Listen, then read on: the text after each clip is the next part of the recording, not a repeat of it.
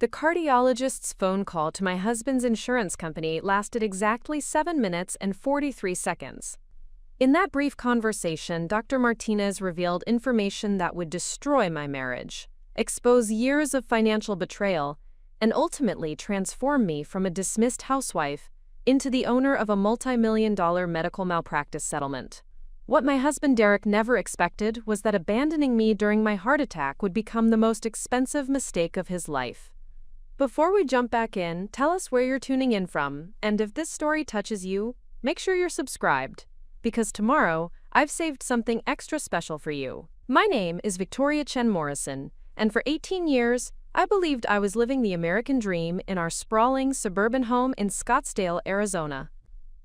Derek Morrison, my husband of nearly 2 decades, was a successful commercial real estate developer who specialized in luxury shopping centers across the Southwest. Our life appeared picture-perfect from the outside: manicured lawns, expensive cars in the driveway, annual vacations to European destinations, and a social calendar filled with charity galas and business networking events. Derek had convinced me early in our marriage that my role was to maintain our household and support his ambitious career trajectory. I had graduated from Arizona State University with a degree in business administration and had worked for 3 years at a consulting firm before Derek proposed. His persuasive argument was that his earning potential far exceeded mine, and that our future success depended on his ability to focus entirely on building his real estate empire while I managed everything else. "Victoria, you're so much better at handling the details," Derek would say whenever I expressed interest in returning to professional work. "Besides, with my commission structure, we make more money when I can focus completely on closing deals. You're invaluable to our success by keeping everything else running smoothly." For years, this arrangement seemed to work effectively. Derek's business thrived, generating substantial income that afforded us a comfortable lifestyle. I managed our household with the efficiency of a corporate executive, coordinating maintenance, organizing social events, managing our financial accounts, and handling all administrative aspects of our personal lives. Derek often praised my organizational skills to his colleagues, describing me as the perfect business partner who enabled his professional success. However, beneath the surface of our apparent prosperity, warning signs had been accumulating for months before my heart attack. Derek's behavior had gradually changed in ways I initially attributed to increased business pressure. He worked longer hours, traveled more frequently, and seemed increasingly distant during our conversations. When I attempted to discuss household finances or future planning, Derek would deflect with vague reassurances about his business performance and promises to address financial details later. The most troubling change involved our health insurance arrangements. Derek had always handled our insurance policies through his business, claiming that his corporate coverage provided better benefits than individual policies. Recently, however, I had noticed irregularities in our coverage that Derek dismissed as temporary administrative adjustments related to his business restructuring. "The insurance company is updating their systems," Derek would explain when I questioned why certain medical appointments required different payment procedures. "Everything will normalize once they complete their modernization process." These explanations satisfied me temporarily, primarily because I trusted Derek's expertise in business matters and assumed he was managing our financial affairs with the same competence he demonstrated in his real estate ventures. My focus remained on maintaining our household and supporting his career, just as we had agreed during our early marriage discussions. The months preceding my heart attack had been particularly stressful for both of us. Derek's business had encountered challenges related to financing difficulties for several major development projects. He spent increasing amounts of time in meetings with investors, lawyers, and financial advisors, often returning home exhausted and irritable. Our conversations became shorter and less intimate, with Derek citing overwhelming work pressure as the reason for his emotional distance. During this period, I began experiencing physical symptoms that I initially dismissed as stress-related reactions to Derek's business difficulties. Occasional chest discomfort, unusual fatigue, and shortness of breath during routine activities seemed like reasonable responses to the tension in our household. Derek's preoccupation with his business challenges meant that he rarely noticed my physical discomfort, and I avoided burdening him with additional concerns during his difficult professional period. My decision to minimize my health concerns reflected the pattern we had established throughout our marriage. Derek handled external business challenges while I managed internal household issues, including health matters, without involving him unless absolutely necessary. This division of responsibilities had worked effectively for years, and I saw no reason to change our approach during his current business crisis.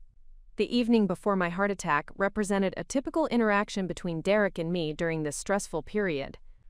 He arrived home after 9 o'clock, clearly exhausted from another challenging day of meetings.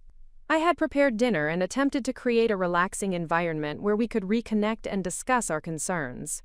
However, Derek remained distracted throughout our meal, responding to text messages and reviewing documents on his phone. "How did the investor meeting proceed today?"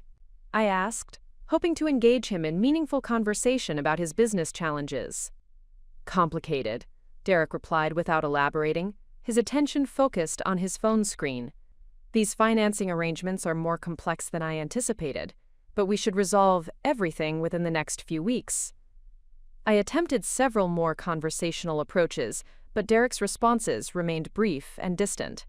Eventually, I abandoned my efforts to connect with him and focused on completing household tasks, while he worked in his home office until late in the evening. This pattern had become our normal routine, with meaningful communication replaced by efficient coordination of practical matters. That night, as I lay in bed listening to Derek typing on his laptop in the adjacent room, I experienced a profound sense of loneliness that had been building for months. Our marriage had gradually transformed from an intimate partnership into a business arrangement where we functioned as efficient roommates rather than loving spouses. The emotional distance between us felt as tangible as the physical space Derek maintained by working late into the night. The chest discomfort I experienced that evening felt more intense than previous episodes, but I attributed it to emotional stress rather than physical illness. The pain seemed connected to my feelings of isolation and concern about Derek's business problems, rather than any medical condition requiring immediate attention. I took some over-the-counter pain medication and attempted to sleep, hoping that morning would bring improvement in both my physical discomfort and Derek's emotional availability. When I awakened the following morning, Derek had already left for an early breakfast meeting with potential investors. His absence was typical for recent weeks, as his business challenges required increasingly frequent morning appointments. I found a brief note on the kitchen counter explaining that his meeting might extend into the afternoon, and that I should not wait for him for lunch or dinner plans. The chest pain that had troubled me the previous evening had intensified overnight, accompanied by unusual fatigue and difficulty breathing during routine morning activities. As I prepared breakfast and attempted to begin my daily household tasks, the physical symptoms became impossible to ignore. The pain radiated from my chest down my left arm, and I experienced nausea and dizziness that forced me to sit down repeatedly during simple activities like loading the dishwasher. By mid-morning, I realized that my symptoms represented something more serious than stress-related discomfort. The pain had become severe enough to interfere with my ability to function normally, and the breathing difficulties were frightening in their intensity. I attempted to reach Derek by phone to inform him about my condition, but his phone went directly to voicemail, indicating that he was in meetings where interruptions were not welcome. My decision to drive myself to the emergency room reflected both the severity of my symptoms and my reluctance to disrupt Derek's important business meetings. Throughout our marriage, I had handled medical appointments and health concerns independently, consulting Derek only when significant decisions or expenses were involved. This approach had worked effectively for routine medical care, and I assumed it would be adequate for addressing my current symptoms. The drive to Scottsdale Medical Center became increasingly difficult as my symptoms intensified.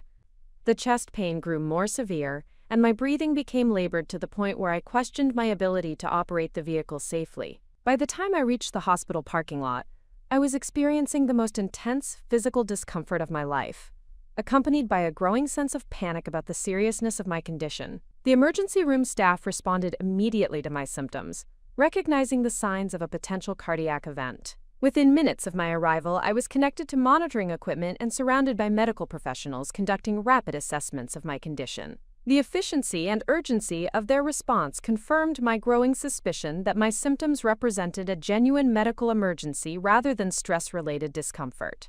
Mrs. Morrison, you appear to be experiencing a myocardial infarction. Dr. Sarah Martinez, the attending cardiologist, explained as nurses prepared me for immediate intervention. We need to perform emergency procedures to restore blood flow to your heart muscle. Do you have family members we should contact immediately? Through the haze of pain medication and mounting anxiety, I provided Derek's contact information and explained that he was in business meetings but should be reachable for emergency situations. The medical team assured me that they would contact him immediately while focusing their attention on stabilizing my condition and preparing for the necessary cardiac procedures. The next several hours passed in a blur of medical interventions, monitoring equipment, and constant activity from the cardiac care team. Dr. Martinez and her colleagues worked efficiently to address the blockage in my coronary arteries, explaining each step of their treatment plan while monitoring my responses to their interventions. Their professional competence and obvious concern for my welfare provided reassurance during the most frightening experience of my life. Throughout this medical emergency, I expected Derek to arrive at any moment. Despite his recent emotional distance, I assumed that news of my heart attack would immediately bring him to the hospital, where he would provide the emotional support and practical assistance I needed during this crisis. Our marriage had weathered various challenges over 18 years, and I believed that a genuine medical emergency would restore our partnership and mutual concern. However, as the hours passed without Derek's arrival, my confusion gradually transformed into concern and eventually into a growing sense of abandonment. The nursing staff repeatedly asked about my husband's expected arrival time, clearly assuming that family support was essential during cardiac recovery. My repeated explanations that Derek was traveling to the hospital became increasingly hollow as evening approached without any communication from him. Preparing and narrating this story took us a lot of time, so if you are enjoying it, subscribe to our channel, it means a lot to us. Now back to the story. Dr. Martinez, who had successfully completed the emergency procedures necessary to stabilize my condition, noticed my obvious distress about Derek's absence. Her professional experience had taught her that family support significantly impacts cardiac recovery, and she was clearly concerned about my emotional state during this critical period. Mrs. Morrison, let me try reaching your husband directly, Dr. Martinez offered. Sometimes family members have difficulty processing emergency information, and hearing directly from medical staff helps them understand the severity of the situation. I provided Derek's direct phone number, grateful that Dr. Martinez was willing to make personal contact with him. I assumed that hearing from my cardiologist would immediately clarify the seriousness of my condition and bring Derek to the hospital where he belonged during this medical crisis. Dr. Martinez stepped into the hallway to make the phone call, leaving me alone with my thoughts and the constant beeping of cardiac monitoring equipment.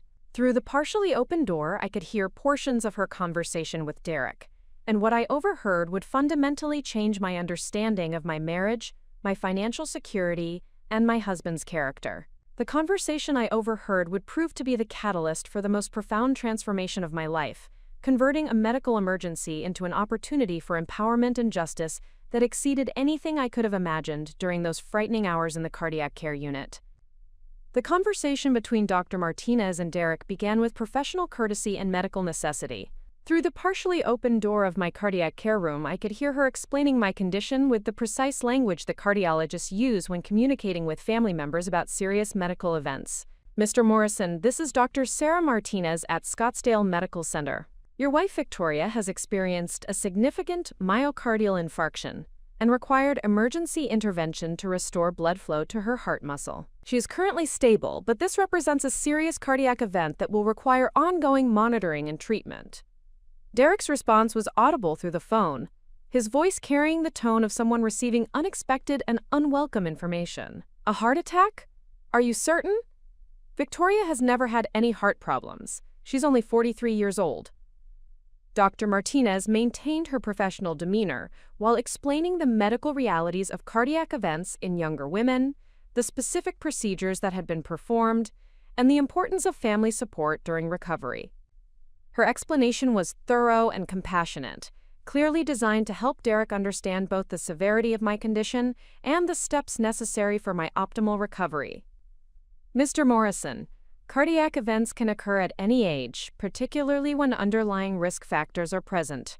Your wife's condition required immediate intervention, and we successfully restored blood flow to the affected area. However, she will need comprehensive follow-up care, including medication management, lifestyle modifications, and regular monitoring by a cardiologist. What followed next would forever alter my understanding of my marriage and financial security. Derek's response to Dr. Martinez's medical explanation revealed priorities and concerns that had nothing to do with my health or recovery. Doctor, before we discuss treatment plans, I need to understand the insurance implications of this situation. Victoria's medical coverage has recently changed due to modifications in my business structure. I want to ensure that any treatments you provide are properly authorized to avoid billing complications. Dr. Martinez's pause was noticeable even through the phone conversation. Her professional experience had taught her to recognize when family members were more concerned about financial implications than patient welfare, and Derek's immediate focus on insurance matters rather than my condition clearly surprised her.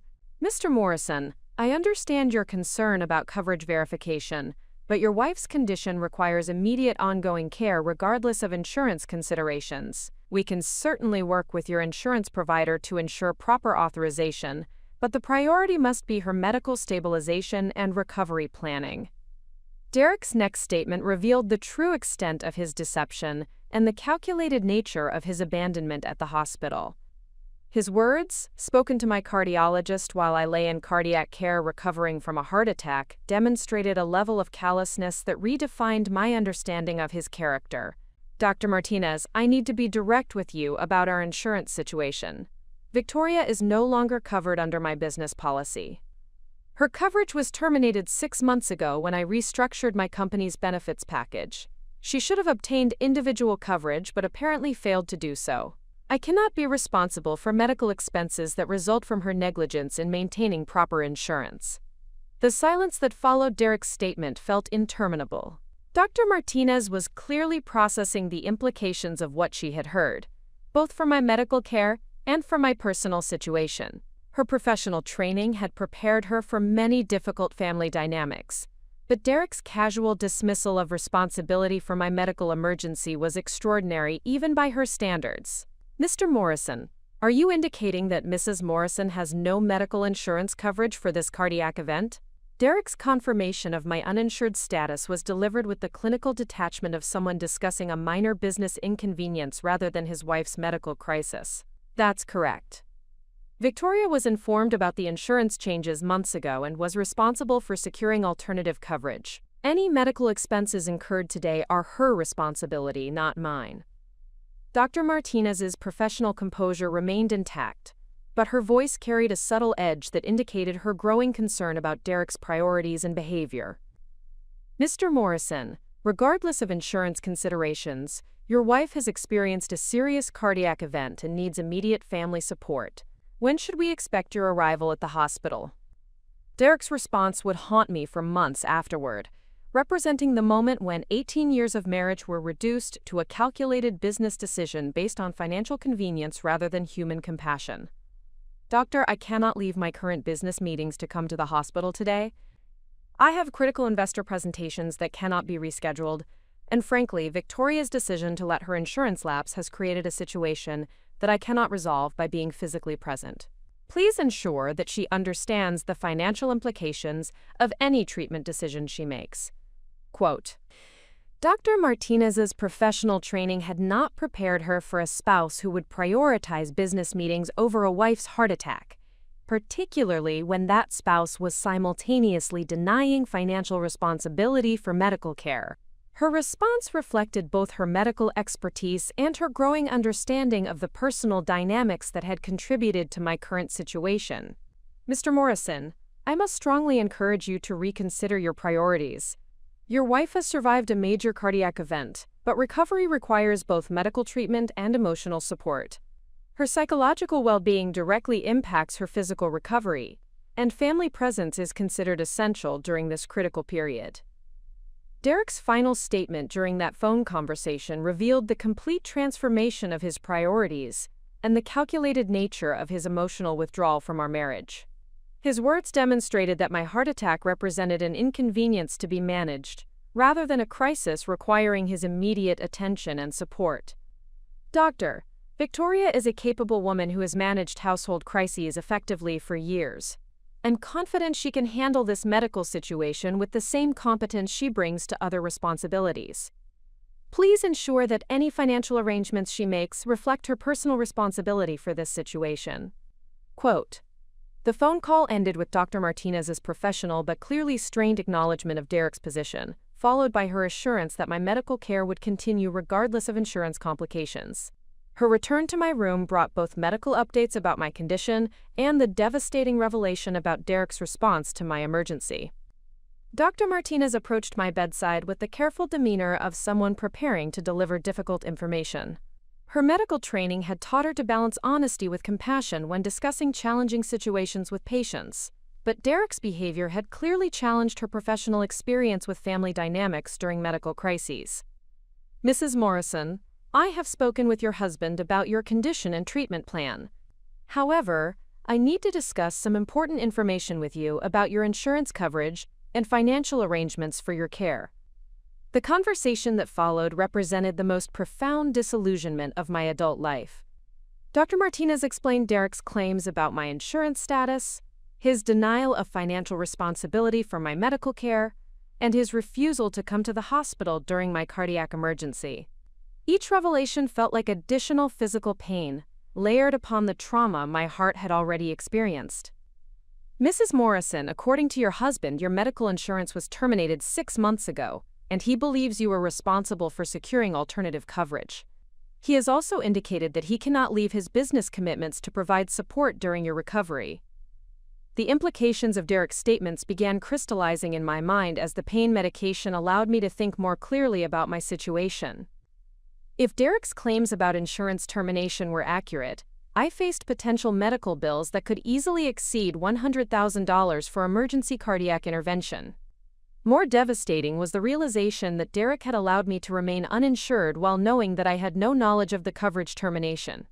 However, as Dr. Martinez continued explaining Derek's statements, inconsistencies began emerging that suggested his version of events was incomplete or potentially fraudulent. His claim that I had been informed about insurance changes contradicted my clear recollection of our conversations about medical coverage. His assertion that I was responsible for securing alternative insurance conflicted with our long-established arrangement where he managed all business and financial matters. "Dr. Martinez, I was never informed about any insurance changes.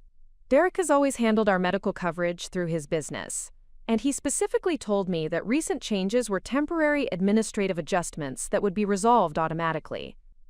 Dr. Martinez's expression reflected her growing understanding that Derek's statements about insurance and responsibility did not align with my recollection of events. Her medical ethics training had taught her to advocate for patients, particularly when family dynamics appeared to compromise appropriate care and support. "Mrs. Morrison, these discrepancies suggest that we need to conduct independent verification of your insurance status. Healthcare facilities have resources for investigating coverage questions when family accounts conflict. Would you like me to initiate a comprehensive review of your medical benefits?" Quote, my agreement to insurance investigation would prove to be the first step in uncovering a systematic pattern of financial deception that extended far beyond medical coverage. Dr. Martinez's willingness to advocate for my interests during this vulnerable period provided both practical assistance and emotional validation that someone cared about my welfare despite Derek's abandonment. The initial insurance investigation conducted by the hospital's financial services department revealed information that contradicted every aspect of Derek's explanation about coverage, termination, and responsibility. Rather than discovering that I had negligently allowed my insurance to lapse, the investigation uncovered evidence of deliberate deception designed to transfer financial liability for my medical care, while Derek maintained his own comprehensive coverage. Hospital records showed that Derek's business insurance policy had indeed been modified 6 months earlier, but the changes involved removing me from coverage while maintaining benefits for Derek and adding coverage for someone named Rebecca Walsh, who was listed as Derek's business partner and domestic partner. The documentation indicated that these changes had been processed with Derek's electronic signature and explicit authorization. The revelation that Derek had removed me from insurance coverage while adding another woman represented betrayal on multiple levels. The financial implications were staggering, but the personal implications were even more devastating. Derek had systematically eliminated my medical security while establishing benefits for another woman, suggesting that my heart attack had interrupted a carefully planned transition away from our marriage. Dr. Martinez returned to my room with additional information that further clarified Derek's deception and the calculated nature of his abandonment during my medical emergency. Her investigation had revealed details about the insurance modifications that demonstrated deliberate intent to transfer financial responsibility to me while protecting Derek's business interests. Mrs. Morrison, the insurance investigation has revealed several important facts about your coverage situation. Your removal from Derek's business policy was processed with specific documentation, indicating that you were establishing independent coverage. However, there is no record of any alternative insurance application or policy activation in your name. The implications of this discovery meant that Derek had deliberately created a situation where I would be personally responsible for any medical expenses, while believing that I remained covered under his business policy.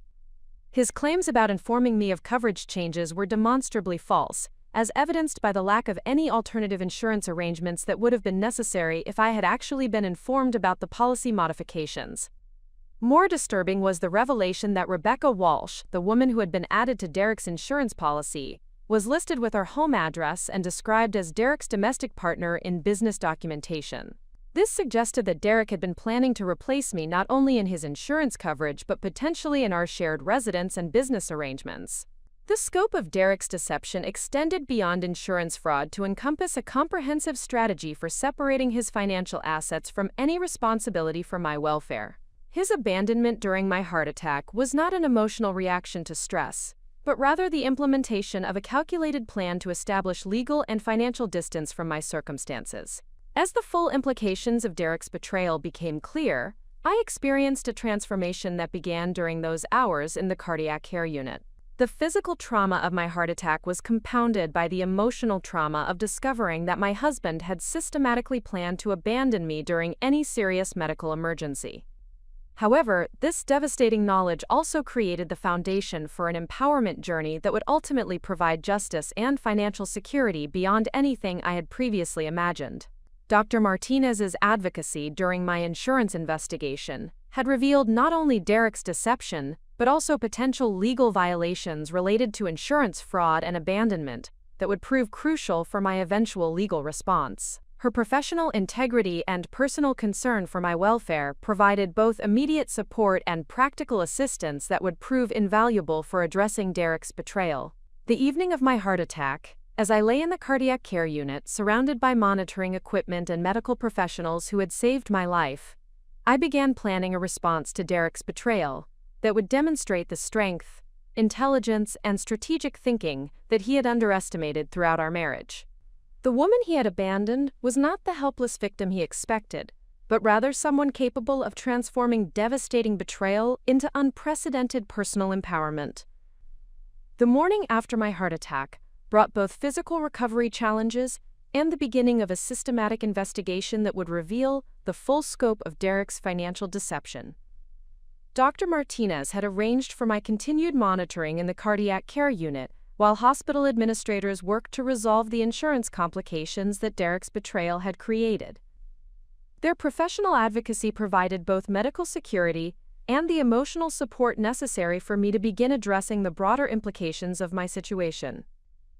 The cardiac rehabilitation team had explained that recovery from my heart attack would require several months of careful medical monitoring, medication management, and lifestyle modifications. However, the financial uncertainty created by Derek's insurance fraud threatened to compromise my access to the specialized care that cardiologists considered essential for optimal recovery. This medical necessity provided additional motivation for pursuing comprehensive investigation of Derek's financial manipulations. Hospital social worker Jennifer Park had been assigned to assist with the complex personal and financial challenges that my situation presented. Her professional experience with family dynamics during medical crises had taught her to recognize signs of domestic financial abuse, and Derek's behavior exhibited classic patterns of systematic resource control designed to create dependency and vulnerability. Her expertise would prove invaluable for understanding the legal implications of Derek's actions. Mrs. Morrison, Your husband's removal of your insurance coverage while maintaining his own benefits represents a form of financial abuse that often accompanies other controlling behaviors. Medical emergencies frequently reveal patterns of manipulation that were previously hidden beneath the surface of apparently functional relationships. Jennifer explained during our initial consultation. Her assessment aligned with my growing recognition that Derek's recent emotional distance and dismissive responses to my concerns represented deliberate preparation for abandoning our marriage, rather than temporary stress reactions to business challenges. The systematic nature of his deception suggested planning that extended far beyond insurance modifications, indicating potential manipulation of other financial arrangements that required immediate investigation. Jennifer's advocacy included connecting me with hospital resources for conducting independent financial analysis when family members appeared to be concealing or manipulating shared assets.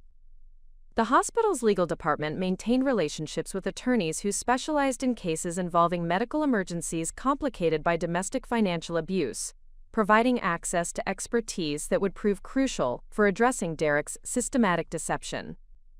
The initial financial investigation began with reviewing bank account statements and credit card records for our household accounts, documents that Derek had always managed but which remained accessible through online banking systems where I retained authorized access. The patterns that emerged from this analysis revealed financial manipulations that extended far beyond insurance fraud, demonstrating a comprehensive strategy for transferring marital assets while creating legal distance from financial responsibility for my welfare. Over the previous 8 months, Derek had systematically transferred substantial sums from our joint accounts into business accounts and investment vehicles that bore only his name. These transfers were structured to appear like routine business expenses or investment diversification, but their timing and amounts suggested deliberate preparation for separating his financial assets from any shared marital property that might be subject to division during divorce proceedings. The most concerning discovery involved the systematic reduction of funds in accounts that I had always understood to be designated for emergency expenses and retirement planning. Derek had transferred nearly $200,000 from these accounts into business investments that provided him exclusive control while eliminating my access to funds that had been accumulated through shared financial contributions throughout our marriage. Credit card statements revealed additional evidence of Derek's preparation for abandoning our marriage while maintaining financial advantages for himself. Substantial charges for apartment deposits, furniture purchases, and household establishment expenses had been processed through business accounts, suggesting that Derek had been establishing an alternative residence while concealing these arrangements from me. The timing of these expenses coincided with his claims about temporary business travel and extended meeting schedules. Most disturbing was the discovery that Derek had been making substantial financial support payments to Rebecca Walsh, the woman who had been added to his insurance policy as a domestic partner. These payments were structured as business consulting fees, but their regularity and amounts suggested personal support rather than professional services. Bank records showed that these payments had been ongoing for nearly 1 year, indicating that Derek's relationship with Rebecca represented a long-term arrangement rather than a recent development.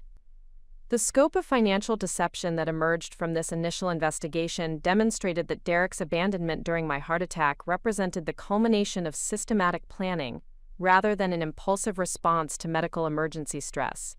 His behavior throughout the previous year had been designed to establish legal and financial separation while maintaining the appearance of marital stability until circumstances provided an opportunity for decisive action.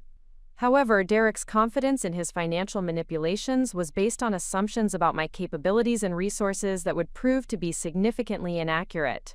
His dismissive attitude toward my intelligence and strategic thinking abilities had prevented him from recognizing that I possessed both the skills and determination necessary for conducting comprehensive investigation of his deception and developing effective responses to his betrayal. My business administration education from Arizona State University had included comprehensive training in financial analysis, accounting principles, and legal frameworks governing business relationships.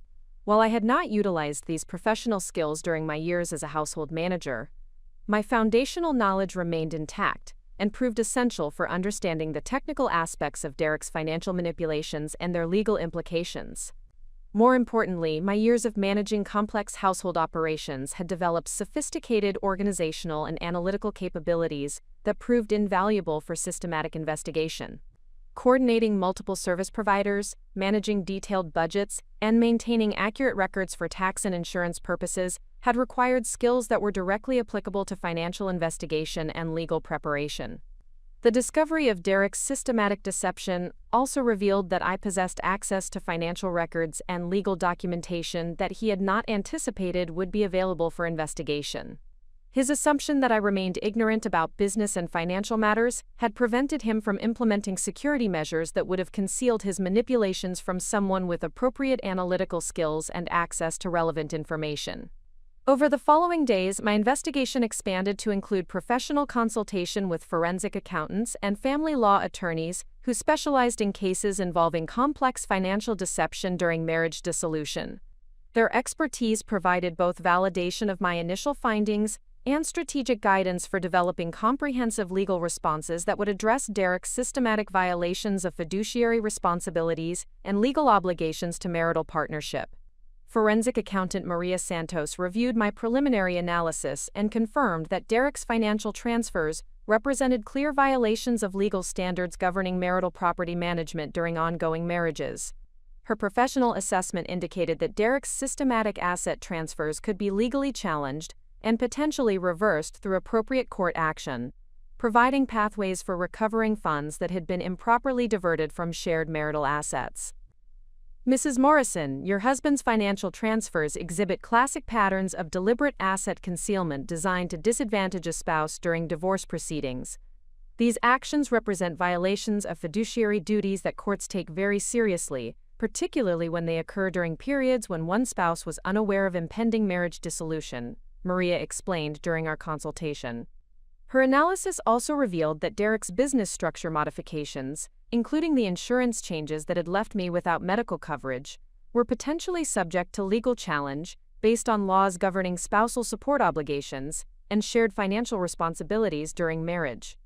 The systematic nature of his deceptions suggested coordinated planning that might constitute legal fraud rather than simple business reorganization. Family law attorney Catherine Rodriguez provided additional strategic perspective on the legal implications of Derek's behavior and the potential remedies available through court action. Her experience with complex divorce cases involving financial deception had taught her to recognize patterns of systematic manipulation and develop comprehensive responses that addressed both immediate needs and long-term financial security. Victoria, your husband's abandonment during your medical emergency, combined with his systematic financial deceptions, represents egregious violations of both legal obligations and basic human decency. Courts have increasingly recognized that financial abuse during marriage constitutes grounds for substantial compensatory awards designed to address both economic damages and punitive consequences for deliberate betrayal, Catherine explained during our initial meeting. Her legal analysis indicated that Derek's behavior provided grounds for pursuing not only equitable division of marital assets, but also substantial additional compensation for the financial abuse, emotional distress, and medical endangerment that his actions had created. The systematic nature of his deceptions suggested intentional misconduct that courts were empowered to address through comprehensive financial remedies. Perhaps most importantly, Catherine's review of the insurance documentation revealed that Derek's modification of medical coverage without my knowledge or consent potentially constituted insurance fraud that carried both civil and criminal implications. Her legal research indicated that deliberately removing a spouse from medical coverage while maintaining false representations about continued protection could result in substantial legal liability beyond simple divorce proceedings. The investigation also uncovered evidence that Derek's relationship with Rebecca Walsh included business arrangements that might constitute violations of his professional licensing requirements and fiduciary obligations to his real estate clients. His use of business resources to support personal relationships while concealing these arrangements from business partners and clients suggested potential professional misconduct that could affect his career viability and earning capacity. As the scope of Derek's deceptions became clear through systematic investigation, I experienced a profound transformation in my understanding of both my marriage and my personal capabilities. The woman who had been dismissed as a helpless housewife was revealing herself to be someone capable of sophisticated financial analysis, strategic planning, and comprehensive legal preparation that would prove far superior to Derek's casual assumptions about my abilities. The investigation process itself provided tremendous psychological empowerment, as I demonstrated to myself that I possessed the intelligence, skills, and determination necessary for addressing complex challenges independently. Each discovery of Derek's deceptions strengthened my confidence in my ability to develop and implement effective responses that would protect my interests and ensure appropriate consequences for his systematic betrayal. More significantly, the investigation revealed that Derek's attempts to isolate me financially had actually created legal vulnerabilities for himself that I could exploit through appropriate strategic action. His confidence in his superior business sophistication had prevented him from recognizing that systematic financial abuse during marriage created substantial legal liability that could result in financial consequences, far exceeding any advantages he hoped to gain through his deceptive practices. The comprehensive nature of the evidence that emerged from this investigation provided foundation for legal action that would address not only the immediate challenges created by Derek's abandonment during my medical emergency, but also the systematic financial abuse that had preceded and enabled his betrayal. The documentation I had compiled would prove essential for pursuing justice and financial security through court proceedings designed to address deliberate misconduct during marriage. As I prepared to transition from investigation to strategic legal action, I recognized that Derek's greatest mistake had been underestimating the woman he had systematically betrayed. His assumptions about my passivity and dependence would prove to be catastrophically inaccurate, as I demonstrated capabilities for strategic thinking and effective action that he had never suspected I possessed throughout our 18 years of marriage. The comprehensive evidence gathered during my initial investigation provided the foundation for developing a strategic legal response that would address Derek's systematic financial abuse while ensuring appropriate consequences for his abandonment during my medical emergency. The scope of his deceptions had created multiple legal vulnerabilities that required coordinated action across several areas of law, including family court proceedings, insurance fraud investigations, and professional misconduct complaints. Catherine Rodriguez's legal expertise proved essential for developing a comprehensive strategy that would maximize the likelihood of achieving both immediate financial security and long-term justice for Derek's systematic betrayal. Her experience with complex divorce cases involving financial deception had taught her to coordinate multiple legal approaches simultaneously, creating comprehensive pressure that prevented defendants from focusing their defensive resources on any single area of vulnerability. Victoria, Derek's behavior presents us with opportunities for pursuing legal remedies through several different channels simultaneously. We can address the marriage dissolution through family court while pursuing insurance fraud charges through criminal proceedings, and filing professional misconduct complaints with real estate licensing authorities. This multi-pronged approach creates maximum pressure while providing multiple pathways for achieving financial recovery, Catherine explained during our strategic planning session. Her analysis of Derek's systematic financial transfers revealed that his actions constituted clear violations of legal standards governing fiduciary responsibilities during marriage, providing grounds for pursuing not only equitable asset division but also substantial punitive damages designed to address the deliberate nature of his misconduct. The systematic timing and concealment of his financial manipulations demonstrated intentional efforts to defraud me of marital property rights and financial security. The development of our legal strategy required careful coordination of evidence presentation, witness preparation, and procedural timing to ensure that each component of our comprehensive approach reinforced the others while building toward maximum impact during court proceedings. Catherine's strategic planning emphasized the importance of maintaining element of surprise while assembling overwhelming evidence that would prevent Derek from developing effective defensive responses.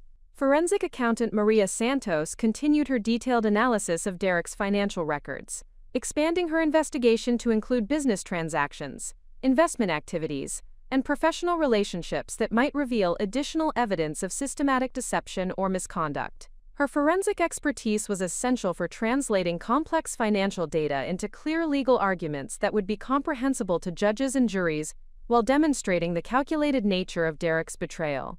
The pattern of financial transfers that Derek implemented over the past year, demonstrates sophisticated understanding of asset protection strategies combined with deliberate intent to defraud his spouse of marital property rights. These actions require extensive planning and coordination, indicating that his abandonment during your medical emergency was not an emotional reaction, but rather the implementation of a premeditated strategy for escaping financial obligations to your welfare, Maria concluded after completing her detailed analysis. Her forensic investigation revealed that Derek's business restructuring had been designed not to improve operational efficiency or respond to market challenges, but rather to create legal structures that would protect his assets from any claims related to marriage dissolution or spousal support obligations. The timing of these modifications coincided precisely with his developing relationship with Rebecca Walsh, suggesting coordination between his personal betrayal and financial preparation for abandoning our marriage. The insurance fraud investigation required specialized legal expertise from attorneys who understood both healthcare law and criminal fraud prosecution procedures. Catherine's professional network included specialists who could pursue Derek's insurance manipulations through both civil recovery actions and criminal complaint procedures, creating additional pressure while potentially recovering substantial damages for the medical expenses and emotional distress his deceptions had created. Insurance fraud attorney Michael Chen reviewed the documentation surrounding Derek's removal of my medical coverage and concluded that his actions potentially violated multiple criminal statutes related to fraud, conspiracy, and endangerment. His analysis indicated that deliberately removing a spouse from medical coverage while concealing this action could constitute criminal fraud that carried substantial penalties, including financial restitution and potential imprisonment. Mr. Morrison's insurance modifications were implemented with clear documentation, indicating that you had been informed of coverage termination and had assumed responsibility for securing alternative protection. However, the evidence indicates that no such communication occurred, and that you remained completely unaware of your uninsured status. This deliberate deception during implementation of coverage changes constitutes insurance fraud that carries both civil and criminal liability, Michael explained during our consultation. His investigation also revealed that Derek's addition of Rebecca Walsh to his insurance policy included false documentation about their relationship status and shared residence that might constitute additional fraud violations. The systematic nature of these false representations suggested coordinated planning designed to establish Rebecca's benefits while eliminating my coverage through deliberately fraudulent means. The professional misconduct investigation required understanding the ethical obligations that govern Derek's real estate license and business operations. His use of business resources to support personal relationships while concealing financial manipulations from business partners potentially violated professional standards that could result in license suspension or revocation, eliminating his primary source of income and professional reputation. Real estate attorney David Park reviewed Derek's business practices and confirmed that his systematic diversion of business resources for personal benefit while concealing financial arrangements from business partners represented clear violations of professional conduct standards. His analysis indicated that Derek's manipulations could be reported to state licensing authorities with substantial likelihood of disciplinary action that would affect his ability to continue practicing real estate development.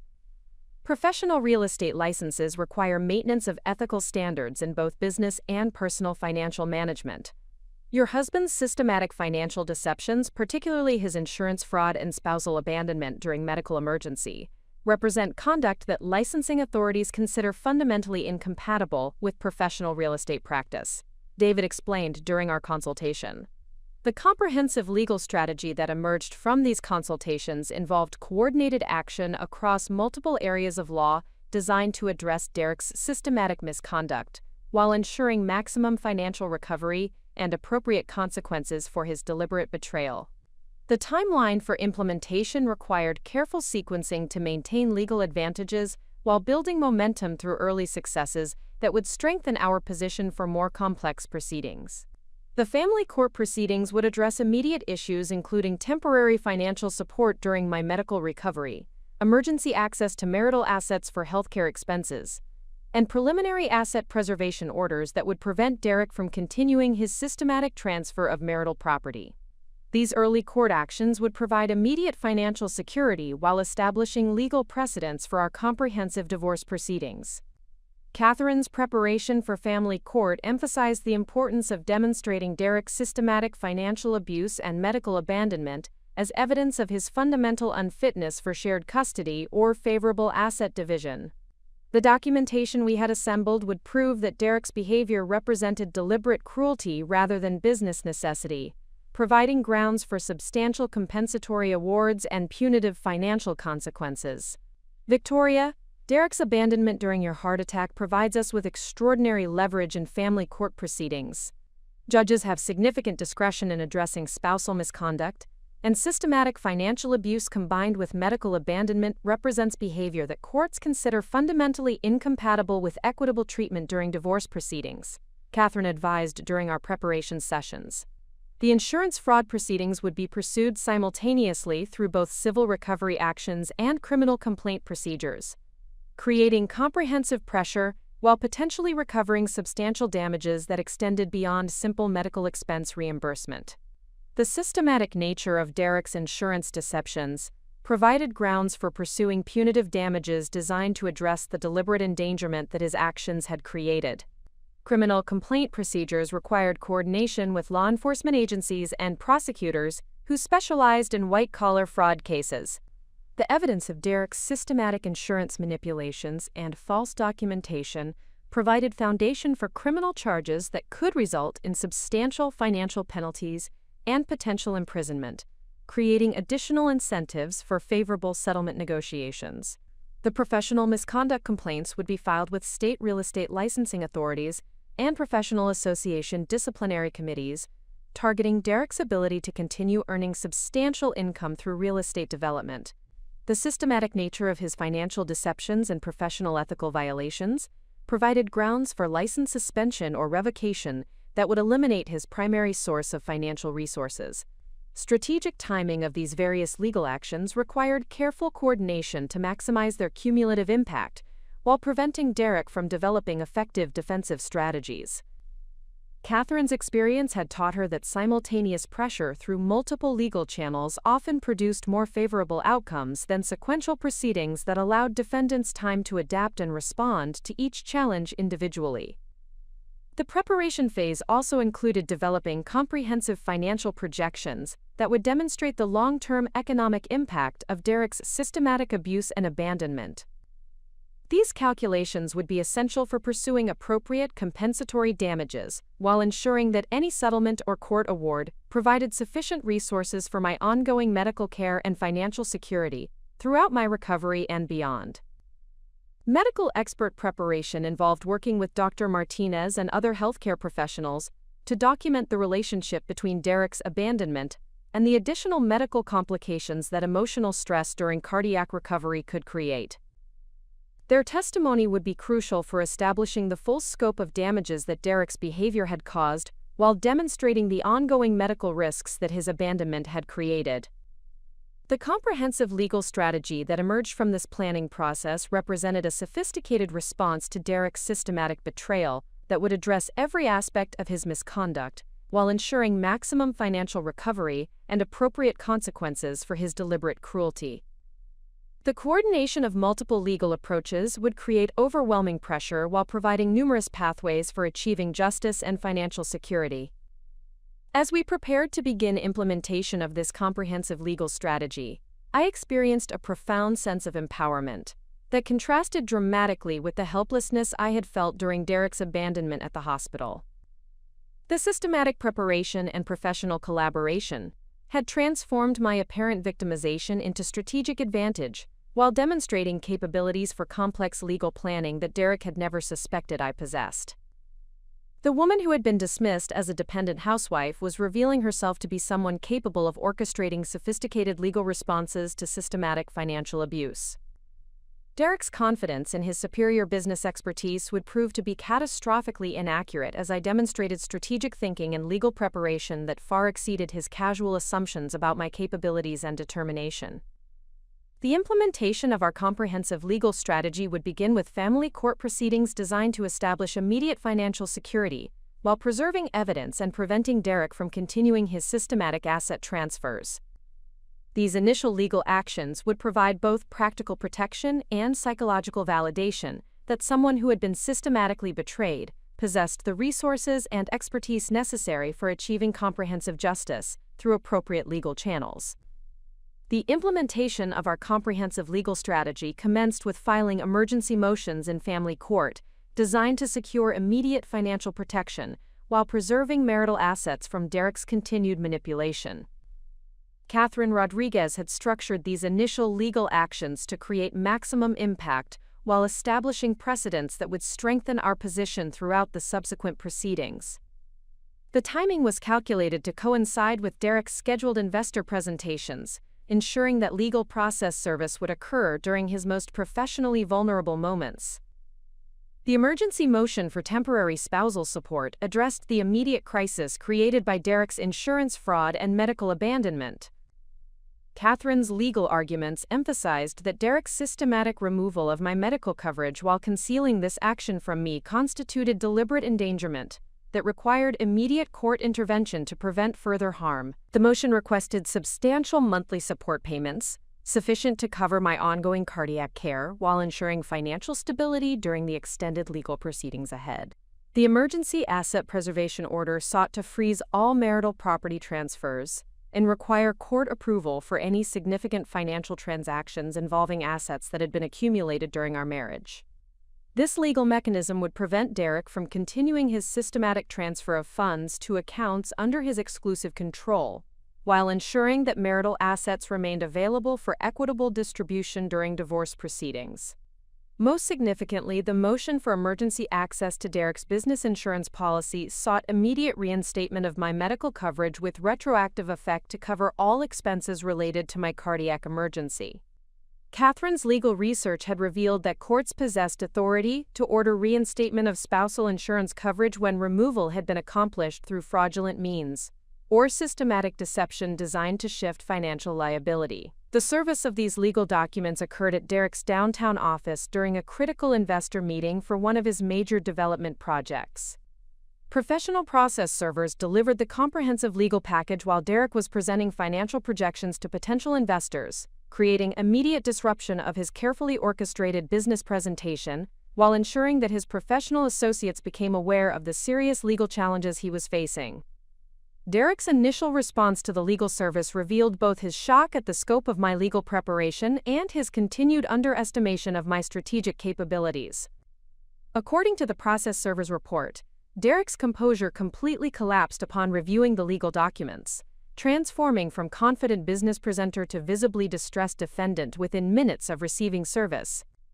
His investor meeting concluded abruptly as Derek attempted to process the implications of comprehensive legal action across multiple areas of law. The legal documents included detailed evidence of Derek's systematic financial deceptions, insurance fraud, and professional misconduct that he had assumed would remain concealed indefinitely.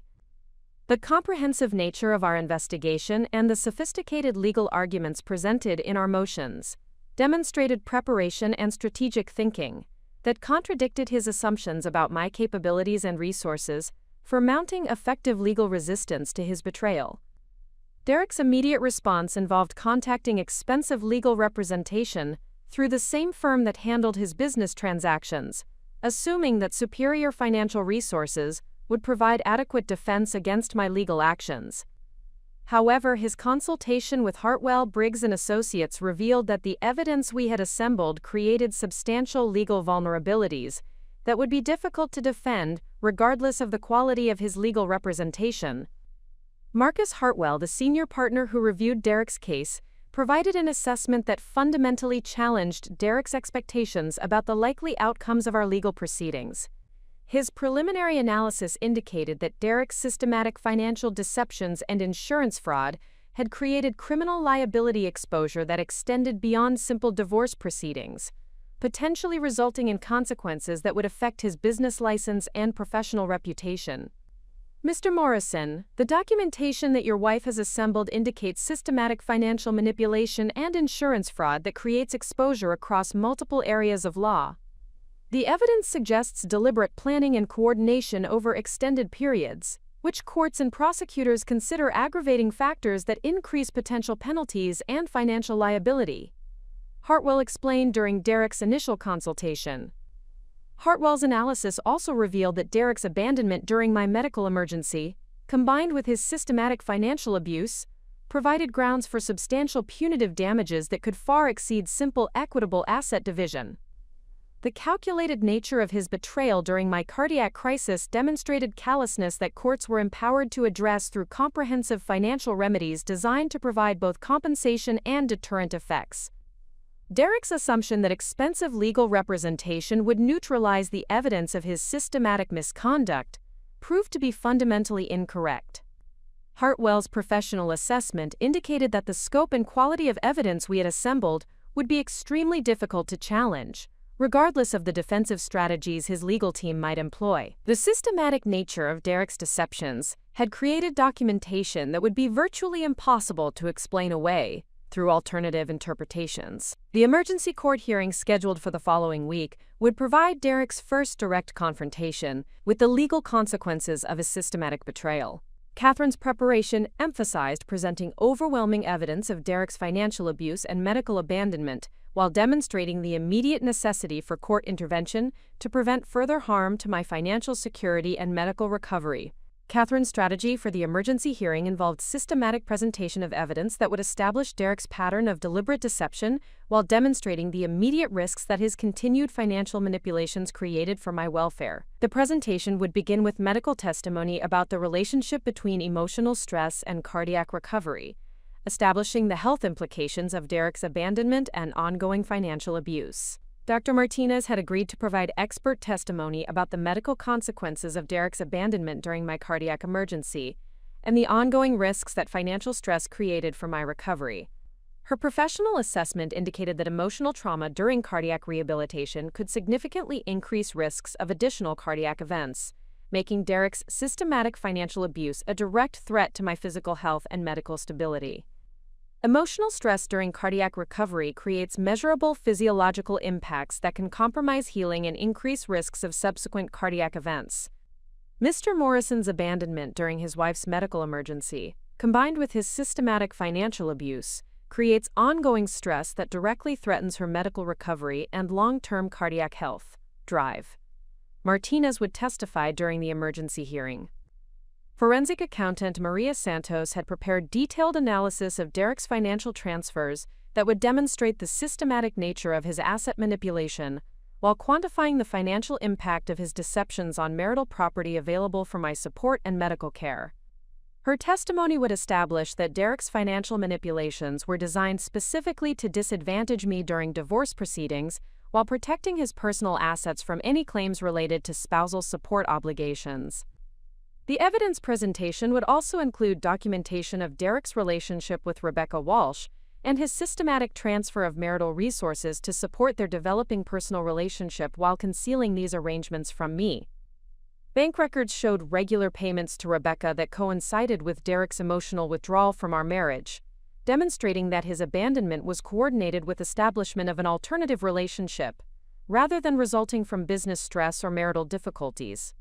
Derek's legal team faced the challenging task of developing defensive arguments that could explain away systematic evidence of deliberate financial abuse and medical abandonment. Hartwell's preliminary strategy involved characterizing Derek's actions as business decisions necessitated by economic pressures, rather than personal betrayal designed to harm my interests. However, the systematic timing and concealment of Derek's financial transfers would make such explanations difficult to sustain under cross-examination. The broader implications of Derek's legal exposure extended beyond family court proceedings to include potential criminal prosecution for insurance fraud and professional disciplinary action that could affect his business license. The coordination of legal actions across multiple jurisdictions created pressure that would prevent Derek from focusing his defensive resources on any single area of vulnerability, while increasing the likelihood of achieving comprehensive accountability for his systematic misconduct. Insurance fraud prosecutor Jennifer Walsh had reviewed the evidence of Derek's systematic insurance manipulations and concluded that criminal charges were warranted based on the deliberate nature of his deceptions and the substantial financial harm they had created. Her preliminary assessment indicated that Derek's actions met established criteria for prosecution under state fraud statutes that carried substantial financial penalties and potential imprisonment. The evidence indicates systematic manipulation of insurance coverage designed to shift financial liability while concealing material changes from the affected party. This pattern of behavior constitutes insurance fraud that requires prosecution to protect other potential victims and maintain integrity of insurance systems. Prosecutor Walsh explained during our consultation about criminal complaint procedures. The professional misconduct investigation had progressed to formal complaint procedures with the Arizona Department of Real Estate, which maintained ethical standards for licensed professionals that included personal financial conduct and professional integrity requirements. Derek's systematic financial deceptions and insurance fraud represented behavior that licensing authorities considered fundamentally incompatible with professional real estate practice. The emergency court hearing would provide Derek's first comprehensive understanding of the legal consequences that his systematic betrayal had created. His assumption that abandoning me during my medical emergency would eliminate his financial obligations to my welfare would prove to be catastrophically incorrect, as courts demonstrated their authority to address deliberate spousal abuse through comprehensive financial remedies.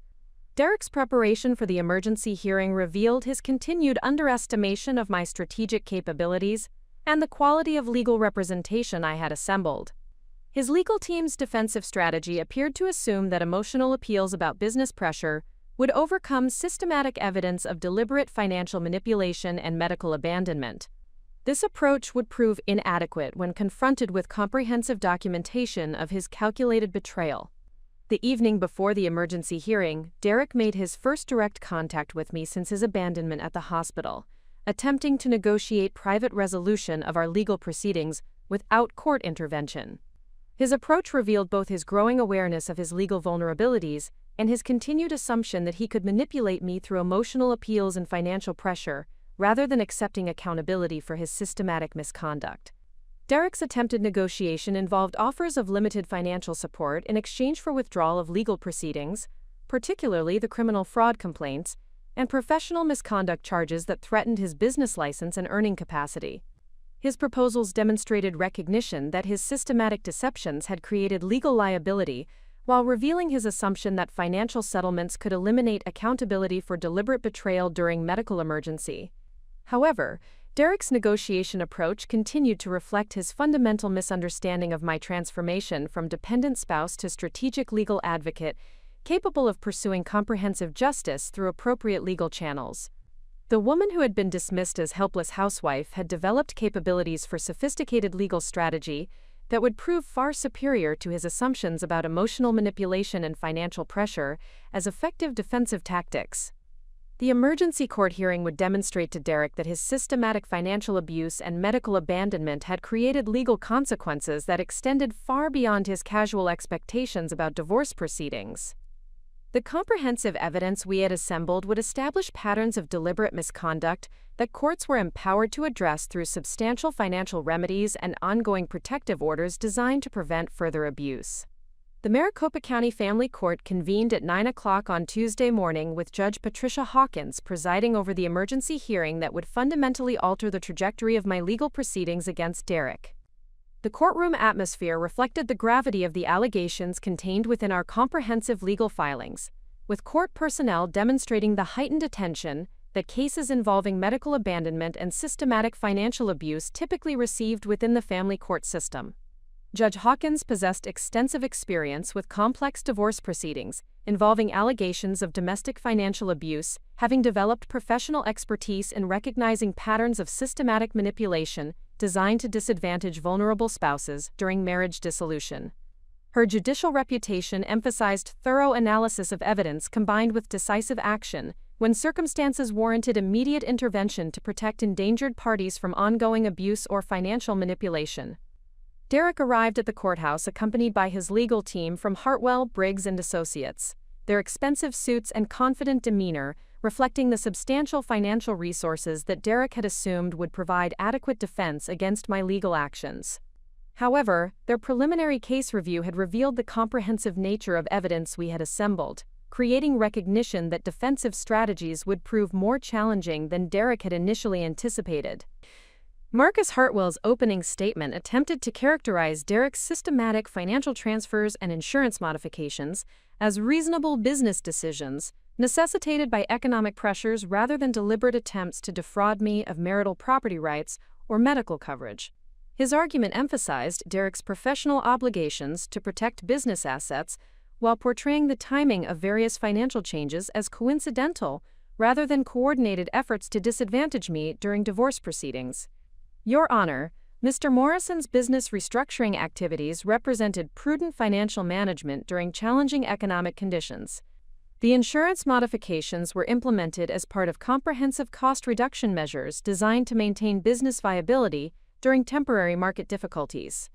Any suggestion that these actions were motivated by intent to harm Mrs. Morrison's interests mischaracterizes legitimate business decisions as personal misconduct, Hartwell argued during his opening presentation.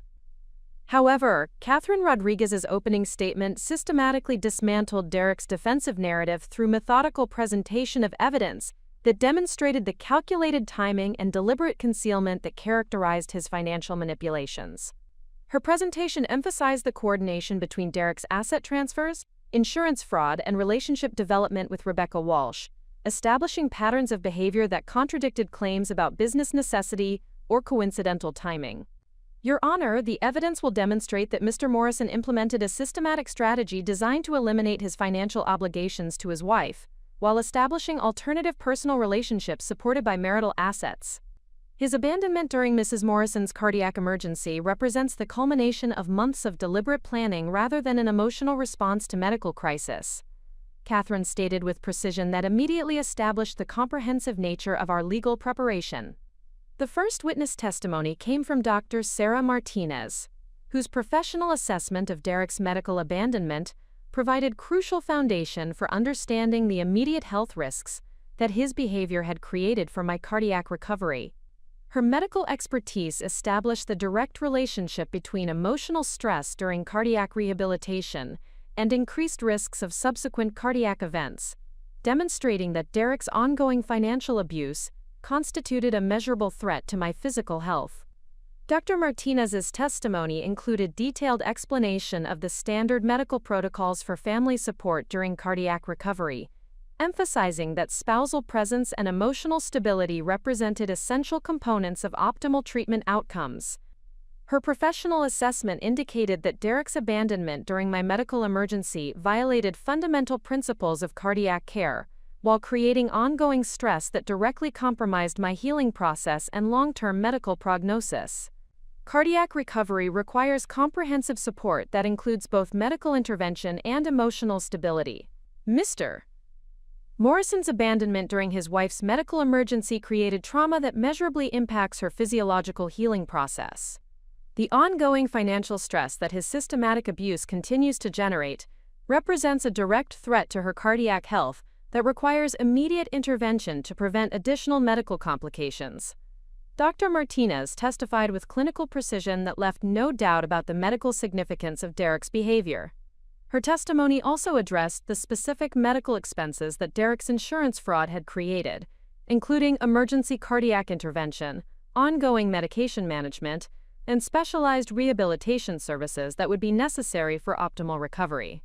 The financial impact of Derek's deliberate removal of my medical coverage exceeded $100,000 in immediate expenses, with additional costs for long-term cardiac monitoring and preventative care that could extend into hundreds of thousands of dollars over subsequent years.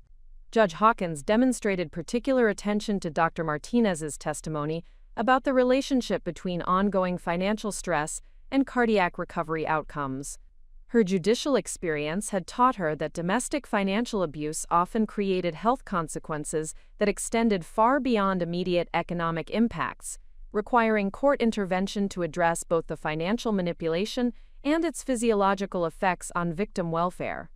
Forensic accountant Maria Santos provided the second crucial component of our evidence presentation through systematic analysis of Derek's financial transfers and business restructuring activities. Her professional expertise enabled presentation of complex financial data in formats that clearly demonstrated the deliberate timing and coordinated nature of Derek's asset manipulation, while quantifying the financial impact of his systematic deceptions on marital property available for spousal support. Maria's testimony revealed that Derek's business modifications had been designed specifically to transfer marital assets into accounts and investment vehicles that provided him exclusive control while creating legal obstacles for recovery during divorce proceedings.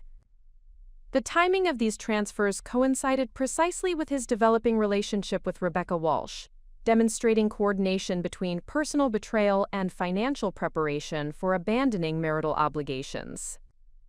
Mr. Morrison's financial transfers exhibit systematic patterns designed to disadvantage his spouse during divorce proceedings, while protecting his personal assets from claims related to spousal support obligations.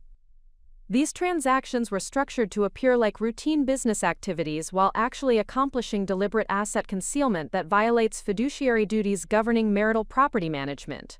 Maria testified with professional authority that made Derek's defensive claims about business necessity appear implausible. Her forensic analysis also revealed the scope of financial support that Derek had provided to Rebecca Walsh through business accounts, demonstrating that marital assets had been systematically diverted to support his alternative relationship, while he simultaneously eliminated my access to medical coverage and financial security. The quantified evidence showed transfers exceeding $300,000 over 18 months, representing substantial marital property that had been improperly diverted from shared assets. The presentation of evidence regarding Derek's relationship with Rebecca Walsh included documentation that contradicted his claims about the timeline and nature of their association. Bank records, insurance modifications, and business expense reports demonstrated that their relationship had been ongoing for nearly 2 years, rather than representing recent developments, indicating that Derek's emotional withdrawal from our marriage had coincided with systematic preparation for replacing me in both personal and financial arrangements. Judge Hawkins requested clarification about the insurance fraud allegations, particularly Derek's systematic removal of my medical coverage, while adding Rebecca Walsh as a domestic partner with false documentation about their residence and relationship status. Catherine's response included detailed evidence of the fraudulent representations that Derek had provided to insurance companies while concealing these modifications from me, creating criminal liability exposure that extended beyond family court jurisdiction. Your Honor, Mr. Morrison provided false information to insurance companies regarding both the termination of his wife's coverage and the addition of Ms. Walsh as a domestic partner. The documentation indicates deliberate misrepresentation designed to shift financial liability while establishing benefits for his romantic partner through fraudulent means, Catherine explained while presenting comprehensive evidence of Derek's insurance manipulations. Derek's cross-examination by Catherine revealed his inability to provide coherent explanations for the systematic timing and coordination of his financial transfers, insurance modifications, and relationship development. His testimony demonstrated obvious preparation for defensive responses, but the comprehensive nature of evidence made plausible alternative explanations impossible to sustain under detailed questioning about specific transactions and their relationship to his personal circumstances. Catherine's cross-examination technique emphasized the calculated nature of Derek's deceptions, while highlighting his assumption that I would remain ignorant of his financial manipulations indefinitely. Her questioning revealed Derek's fundamental misunderstanding of my capabilities for financial analysis and legal preparation, demonstrating that his confidence in superior business expertise had prevented him from implementing adequate concealment measures for his systematic fraud. Mr. Morrison, you testified that your wife was informed about insurance coverage changes, yet no documentation exists of any communication regarding these modifications. You also testified that business pressures necessitated asset transfers, yet these transfers occurred during periods of stable business performance.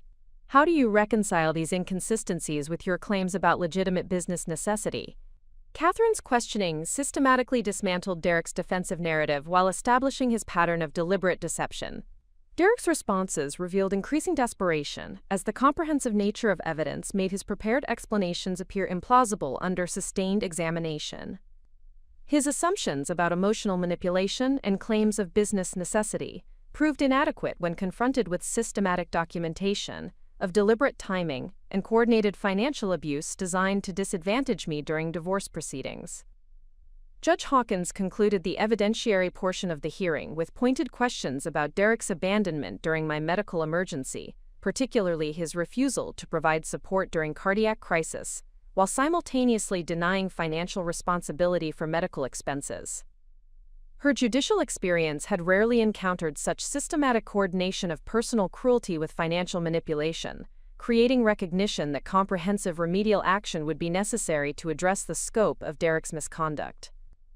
Mr. Morrison, your testimony indicates that you prioritized business meetings over your wife's cardiac emergency, while simultaneously claiming that her medical expenses were her personal responsibility due to insurance coverage that you had secretly terminated. Please explain how this behavior aligns with marital obligations or basic human decency. Judge Hawkins inquired with judicial authority that left no doubt about her assessment of Derek's character and behavior. Derek's response revealed his continued inability to recognize the moral and legal implications of his systematic betrayal, with defensive explanations that emphasized his business obligations while minimizing the significance of abandoning me during life-threatening medical emergency. His testimony demonstrated the fundamental narcissism that had enabled his systematic abuse while confirming that rehabilitation or genuine remorse remained unlikely.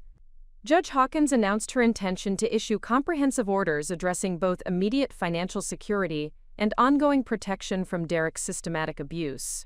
Her preliminary assessment indicated that Derek's behavior warranted substantial remedial action across multiple areas, including emergency spousal support, asset preservation, insurance reinstatement, and protective measures designed to prevent continued financial manipulation during extended legal proceedings.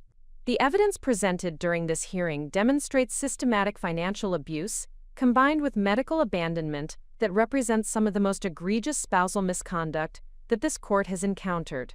Mr. Morrison's behavior warrants comprehensive remedial action designed to address both the immediate harm he has created and the ongoing threats that his conduct presents to Mrs. Morrison's welfare and recovery. Judge Hawkins announced with judicial authority that left no doubt about the severity of consequences that Derek would face. The comprehensive nature of Judge Hawkins' preliminary assessment exceeded even Catherine's optimistic projections about potential court intervention, indicating that Derek's systematic abuse had created legal consequences that would fundamentally alter the power dynamics in our divorce proceedings while ensuring appropriate accountability for his deliberate misconduct during my medical emergency. Judge Patricia Hawkins reconvened the emergency hearing the following morning to announce her comprehensive ruling, which would establish immediate financial remedies while laying groundwork for extended legal proceedings addressing Derek's systematic misconduct. The courtroom atmosphere reflected the gravity of judicial intervention in cases involving deliberate spousal abandonment during medical emergencies, with court personnel demonstrating heightened attention to proceedings that would establish important precedents for addressing domestic financial abuse. The comprehensive nature of Judge Hawkins' orders exceeded even Catherine Rodriguez's most optimistic projections regarding potential court intervention. Her judicial experience with complex family law matters had prepared her to recognize patterns of systematic abuse that required decisive action to prevent ongoing harm, while ensuring appropriate accountability for deliberate misconduct that threatened victim welfare and medical recovery. Judge Hawkins began her ruling by addressing the immediate medical and financial crisis that Derek's abandonment and insurance fraud had created, emphasizing that court intervention was necessary to prevent further deterioration of my health and financial security during the extended legal proceedings that would be required to address the full scope of his systematic deceptions. The evidence presented in this matter demonstrates deliberate and systematic financial abuse combined with medical abandonment that represents extraordinary misconduct requiring immediate judicial intervention.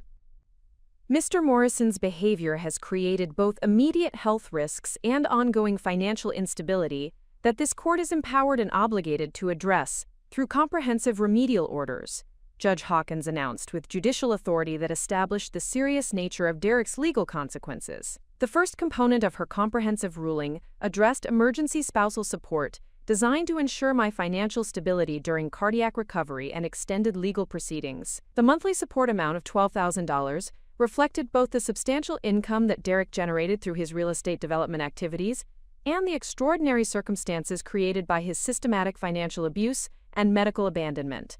Judge Hawkins explained that the emergency spousal support calculation incorporated punitive elements designed to address Derek's deliberate misconduct, while ensuring that financial resources remained available for my comprehensive medical care and legal representation. The amount exceeded standard calculations for temporary spousal support, reflecting judicial recognition that Derek's systematic abuse warranted enhanced financial accountability beyond routine divorce proceedings.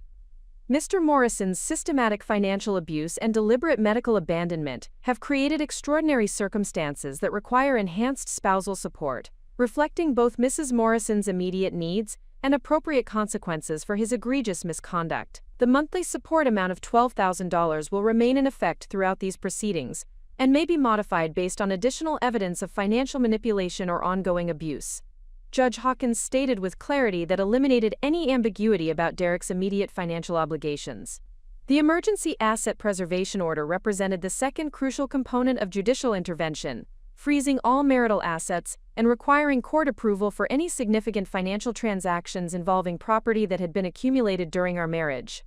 This comprehensive order prevented Derek from continuing his systematic transfer of marital property, while ensuring that sufficient assets remained available for equitable distribution during divorce proceedings.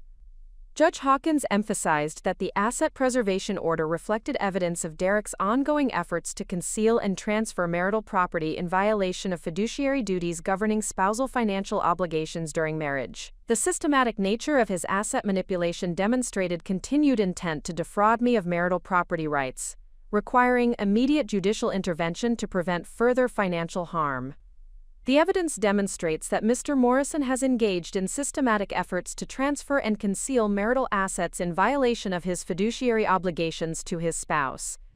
This court hereby orders immediate preservation of all marital property and requires court approval for any financial transactions exceeding $5,000 pending resolution of these proceedings, Judge Hawkins announced while establishing comprehensive protection against continued financial manipulation.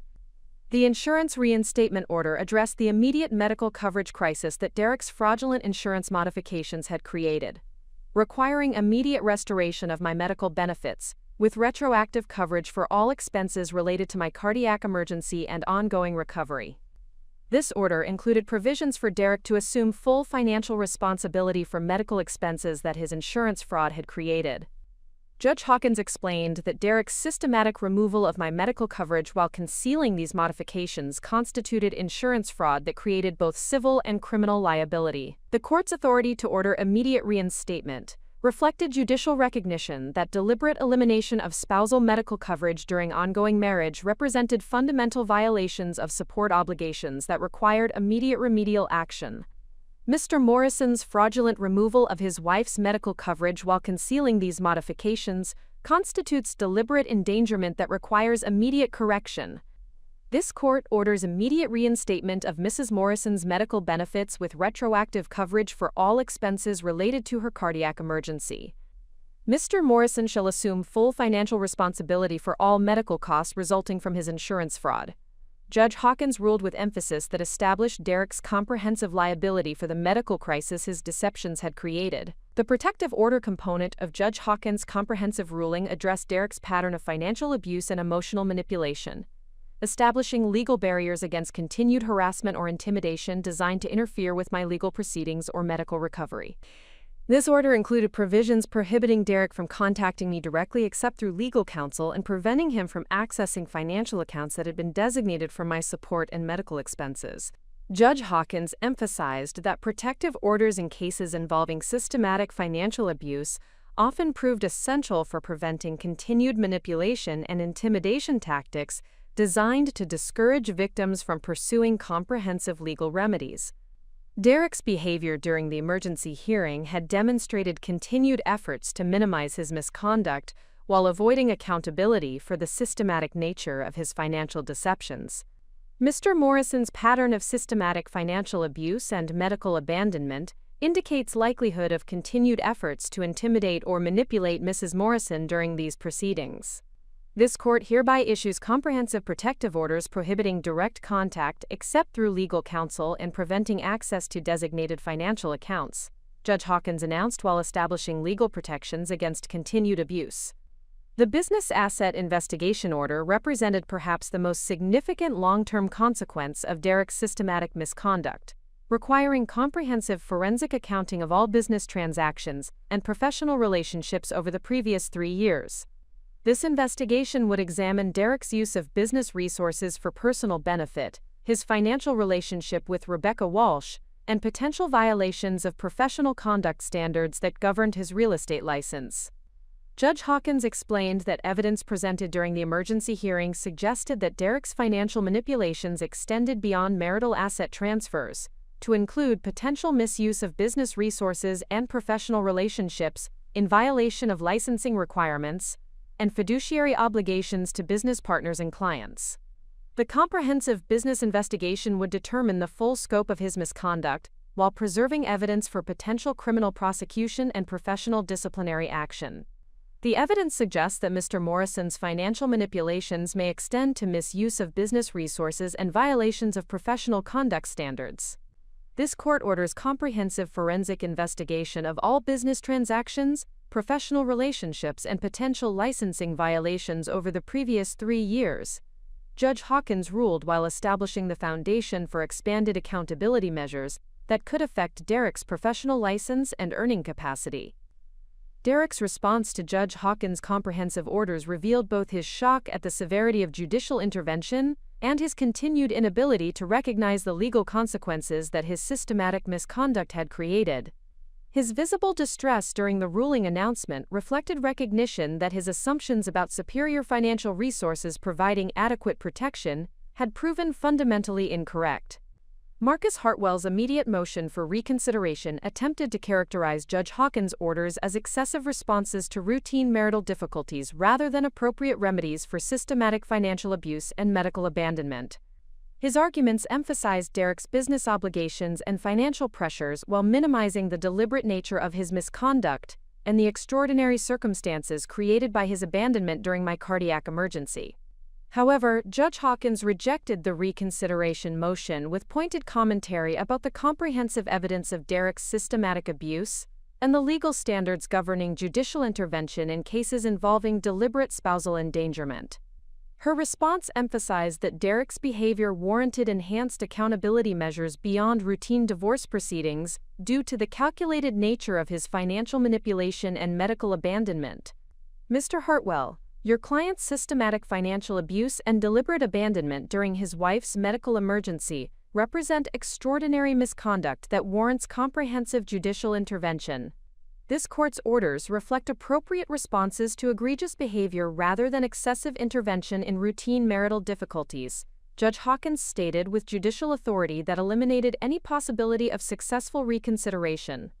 The immediate implementation of Judge Hawkins' comprehensive orders created substantial practical consequences for Derek's business operations and personal lifestyle that he had not anticipated when planning his systematic abandonment strategy.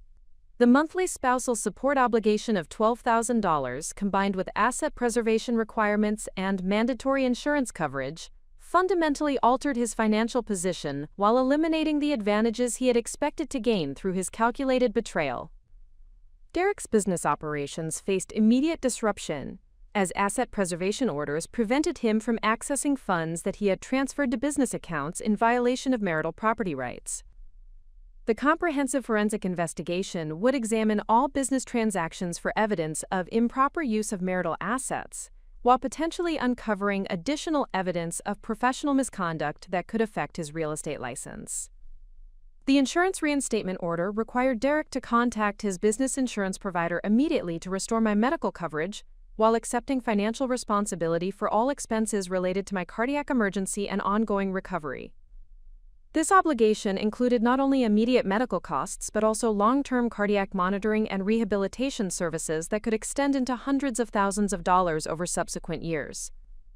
Most significantly, the protective orders and business investigation requirements created professional embarrassment and potential client concerns that threatened Derek's reputation within the real estate development community.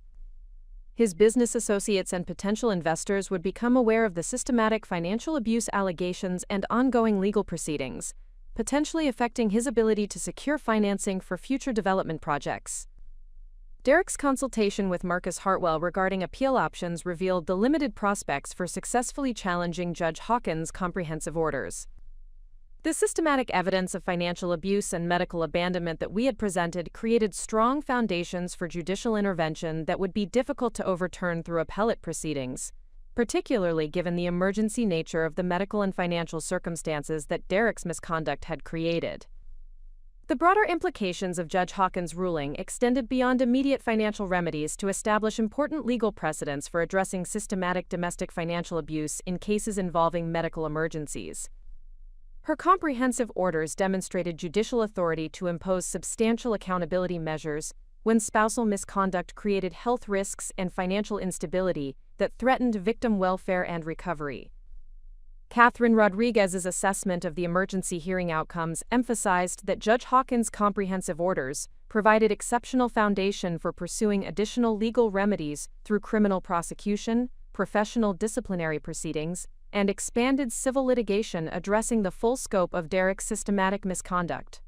The judicial recognition of extraordinary circumstances created enhanced leverage for negotiating comprehensive settlements or pursuing maximum damages through extended litigation.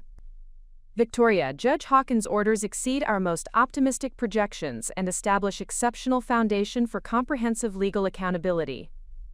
Derek's systematic abuse has created criminal liability exposure and professional misconduct consequences that extend far beyond family court jurisdiction. We now possess maximum leverage for pursuing complete justice through coordinated legal action, Catherine explained during our post-hearing consultation. The comprehensive nature of judicial intervention represented validation of my strategic decision to pursue systematic legal preparation, rather than accepting Derek's abandonment and financial abuse as inevitable consequences of his superior business position. The woman he had dismissed as a helpless housewife had demonstrated capabilities for sophisticated legal advocacy that fundamentally altered the power dynamics in our relationship while ensuring appropriate accountability for his calculated betrayal. The immediate implementation of Judge Hawkins' orders provided both practical financial security and psychological empowerment that contrasted dramatically with the helplessness I had experienced during Derek's abandonment at the hospital. The comprehensive judicial recognition of his systematic misconduct validated my assessment of his character while establishing legal foundation for pursuing complete justice through expanded proceedings addressing all aspects of his deliberate betrayal. The immediate implementation of Judge Hawkins' comprehensive court orders created financial pressures that forced Derek into desperate negotiation attempts within 72 hours of the emergency hearing conclusion. His assumptions about maintaining control through superior financial resources had been systematically dismantled by judicial intervention that established my immediate financial security, while preserving marital assets from his continued manipulation. The monthly spousal support obligation of $12,000, combined with mandatory insurance coverage and asset preservation requirements, fundamentally altered his financial position in ways he had not anticipated during his systematic betrayal planning. Derek's initial settlement overtures came through Marcus Hartwell's office, presenting proposals that revealed both his growing awareness of legal vulnerability and his continued underestimation of my strategic capabilities and determination to pursue comprehensive accountability for his systematic misconduct. His negotiation approach assumed that financial settlements could eliminate the criminal fraud exposure and professional disciplinary consequences that his behavior had created, demonstrating fundamental misunderstanding of the legal processes that his actions had initiated. The settlement proposals included offers of substantial immediate financial payments in exchange for withdrawal of criminal fraud complaints and agreement to expedited divorce proceedings that would minimize public disclosure of his systematic financial abuse and professional misconduct. Derek's calculations appeared to assume that my primary motivation involved financial recovery rather than comprehensive accountability for his deliberate betrayal during my medical emergency and the systematic deceptions that had preceded his abandonment. However, Derek's negotiation assumptions proved fundamentally incorrect regarding both my motivations and my assessment of the strategic advantages that comprehensive legal proceedings would provide over private settlement arrangements. The evidence we had assembled created opportunities for achieving both substantial financial recovery and appropriate public accountability that private settlements could not accomplish, particularly given the criminal fraud exposure and professional licensing implications that his systematic misconduct had created. Catherine Rodriguez's assessment of Derek's settlement proposals emphasized their inadequacy relative to the comprehensive legal remedies available through continued prosecution of criminal fraud charges, professional disciplinary proceedings, and expanded civil litigation addressing the full scope of his systematic financial abuse. Her strategic analysis indicated that Derek's desperation to avoid public accountability created enhanced leverage for pursuing maximum legal consequences through coordinated proceedings across multiple jurisdictions. Victoria, Derek's settlement offers reflect his growing recognition that criminal prosecution and professional disciplinary action could eliminate his earning capacity while creating permanent damage to his business reputation. His desperation to negotiate private resolution indicates that continued legal pressure will likely produce more favorable outcomes than immediate settlement acceptance, Catherine explained during our strategic consultation about response options. The comprehensive forensic investigation that Judge Hawkins had ordered continued revealing additional evidence of Derek's professional misconduct that extended far beyond the marital financial abuse we had initially documented. Business records subpoenaed through court authority demonstrated systematic misuse of client funds, fraudulent representations to investors, and violations of real estate licensing requirements that created substantial additional liability exposure while strengthening our position for pursuing maximum legal accountability. Forensic accountant Maria Santos had expanded her investigation to include Derek's professional business practices, revealing patterns of client fund manipulation and investor deception that violated both criminal fraud statutes and professional conduct requirements governing real estate development activities. Her analysis indicated that Derek's systematic deceptions extended across multiple areas of his professional operations, creating vulnerability to prosecution and licensing disciplinary action that could permanently eliminate his primary source of income. Derek's business practices exhibit systematic patterns of client fund manipulation and fraudulent investor representations that constitute clear violations of criminal fraud statutes and professional licensing requirements. These discoveries indicate that his misconduct toward you represents part of a broader pattern of systematic deception that affects multiple parties and creates substantial additional legal liability, Maria reported during her presentation of expanded investigation findings.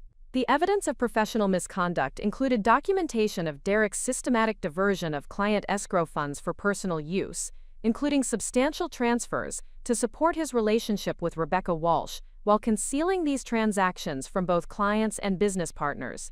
His fraudulent representations to investors about project financing and development timelines had created additional victims who possessed grounds for pursuing civil litigation and criminal fraud complaints that would compound his legal difficulties.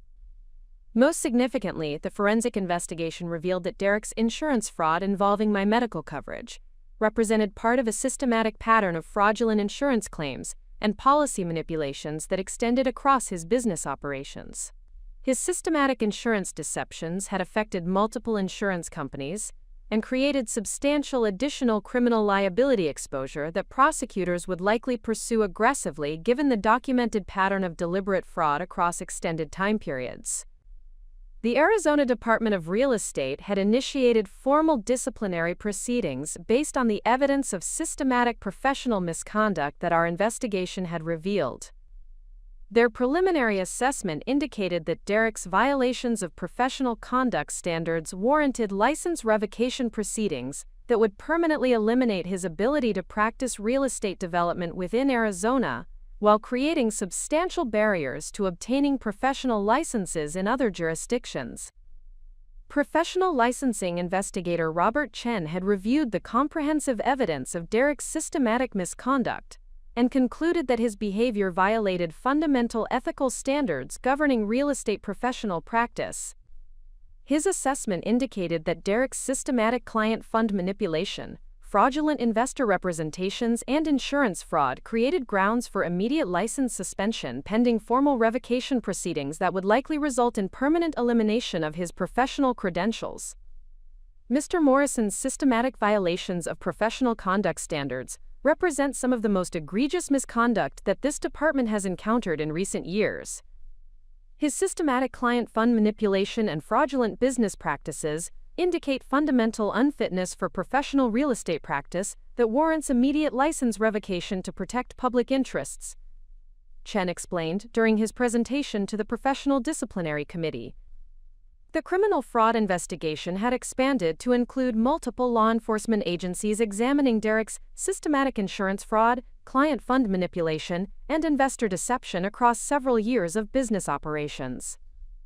Prosecutor Jennifer Walsh had coordinated with federal authorities due to the interstate nature of some fraudulent transactions, creating potential for enhanced criminal penalties that could include substantial prison sentences in addition to comprehensive financial restitution requirements. The federal investigation revealed that Derek's systematic fraud activities had affected clients and investors across multiple states, creating jurisdiction for federal prosecution under statutes that carried more severe penalties than state-level charges. His systematic deceptions involving insurance fraud, investment manipulation, and client fund diversion met federal criteria for organized financial crime that prosecutors typically pursued aggressively to establish deterrent effects for similar professional misconduct. Derek's systematic fraud activities meet federal criteria for organized financial crime prosecution due to the interstate nature of his deceptions and the substantial financial harm created for multiple victims across several years. Federal authorities typically pursue such cases aggressively due to their deterrent value for preventing similar professional misconduct, Prosecutor Walsh explained during our consultation about expanded criminal investigation developments. Derek's recognition of expanding criminal liability and professional disciplinary consequences prompted increasingly desperate settlement proposals that revealed his growing awareness that his systematic misconduct had created legal consequences extending far beyond family court divorce proceedings. His latest settlement offers included substantial financial payments exceeding $2 million in exchange for comprehensive releases that would prevent continued criminal prosecution and professional disciplinary action. However, the expanded criminal investigation and professional disciplinary proceedings had progressed beyond points where private settlement agreements could eliminate Derek's legal liability or prevent continued prosecution by authorities who possessed independent jurisdiction over criminal fraud and professional misconduct matters. His systematic deceptions had created public interest concerns that required continued prosecution regardless of private settlement arrangements between parties to the original divorce proceedings. Catherine's strategic assessment emphasized that Derek's desperation to negotiate comprehensive settlements reflected his recognition that continued legal proceedings could result in both criminal conviction and professional license revocation that would permanently eliminate his earning capacity while creating substantial restitution obligations to multiple victims affected by his systematic fraud activities. Derek's latest settlement proposals reflect his growing understanding that criminal prosecution and professional disciplinary action could result in permanent elimination of his earning capacity combined with substantial financial restitution obligations.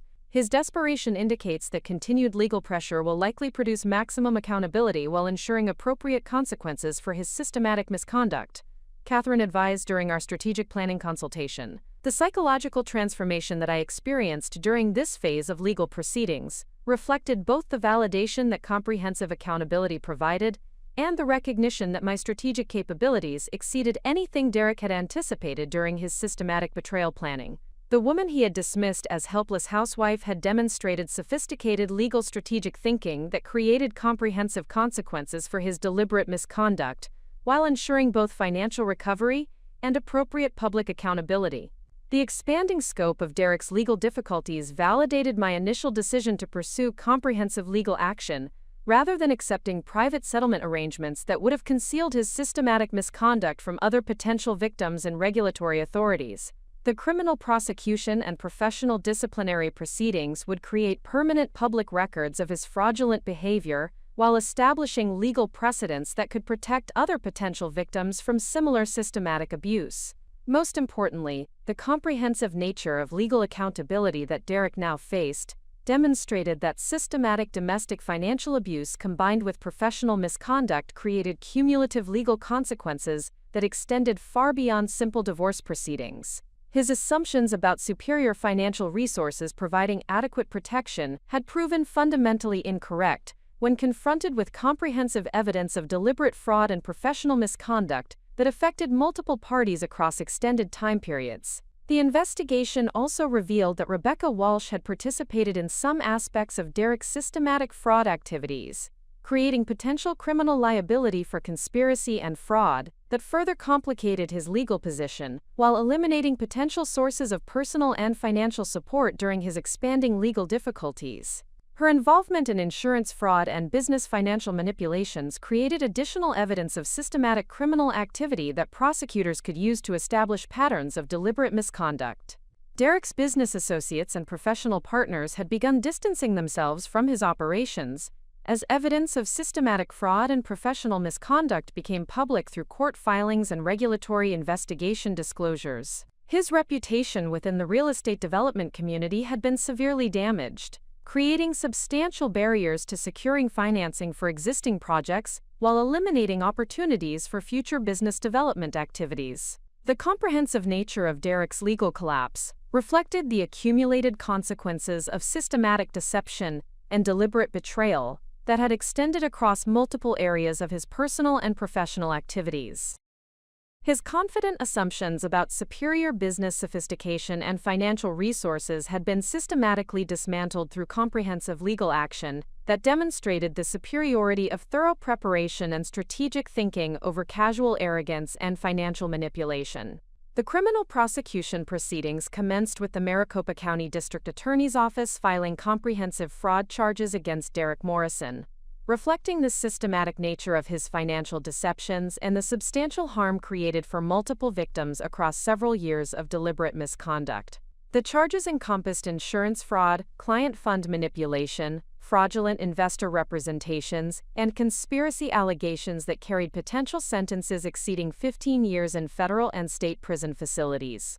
Prosecutor Jennifer Walsh had coordinated with federal authorities to ensure that the prosecution strategy addressed both the interstate nature of Derek's fraudulent activities and the sophisticated methods he employed to conceal his systematic deceptions from victims, regulatory authorities, and law enforcement agencies. The comprehensive nature of the criminal charges reflected prosecutorial recognition that Derek's behavior represented organized financial crime, requiring aggressive prosecution to establish appropriate deterrent effects for similar professional misconduct. The federal criminal investigation had expanded to include charges under the Racketeer Influenced and Corrupt Organizations Act, reflecting the systematic and coordinated nature of Derek's fraudulent activities across multiple business ventures and professional relationships.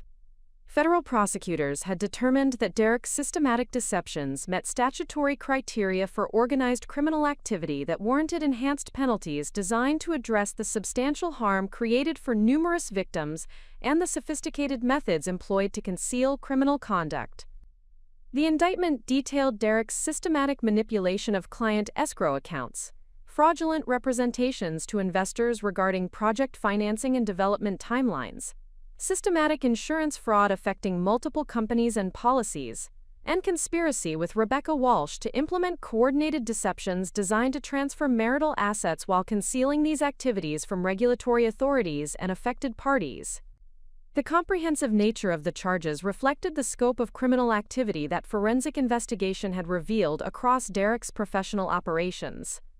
Derek's arraignment proceedings demonstrated his complete transformation from confident business executive to desperate criminal defendant facing potential imprisonment and comprehensive financial restitution obligations that could exceed $5 million.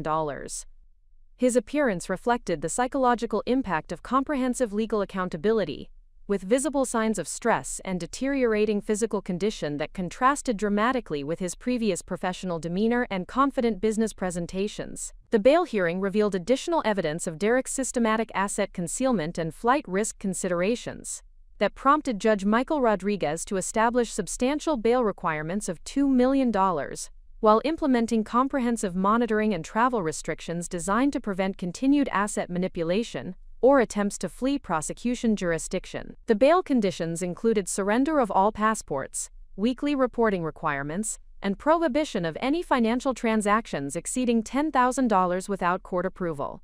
Rebecca Walsh's arrest and subsequent cooperation with federal prosecutors provided additional evidence of Derek's systematic criminal activities, while revealing the comprehensive nature of their coordinated deceptions across multiple areas of professional and personal conduct.